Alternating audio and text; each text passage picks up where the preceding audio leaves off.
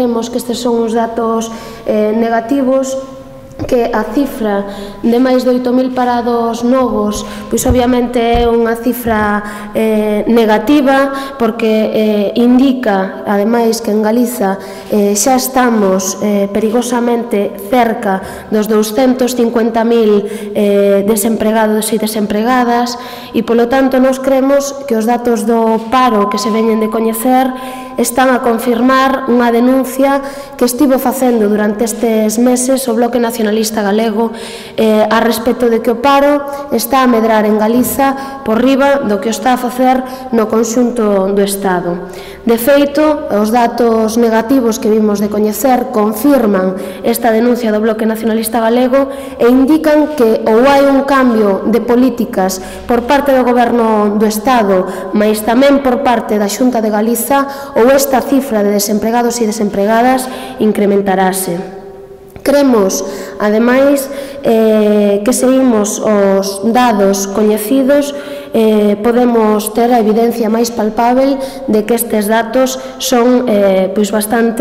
bastante arrepiantes. No paro rexistrado en Galiza respecto do Estado auméntase, mas se temos en conta ese paro rexistrado de xaneiro deste ano en comparanza con xaneiro do ano pasado, se collemos todo ese ano,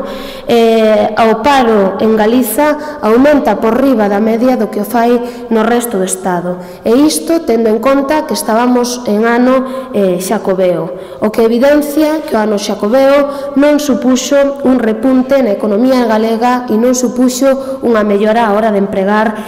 aos galegos e galegas. E hai outro dato tamén significativo. Por unha banda, a afiliación á Seguridade Social, que sigue a diminuir no noso país e sigue a diminuir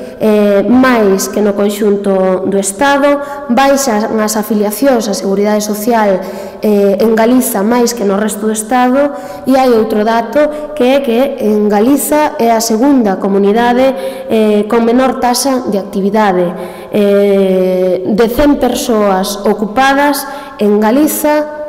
só estamos a falar de que hai 53. De 100 persoas, só 53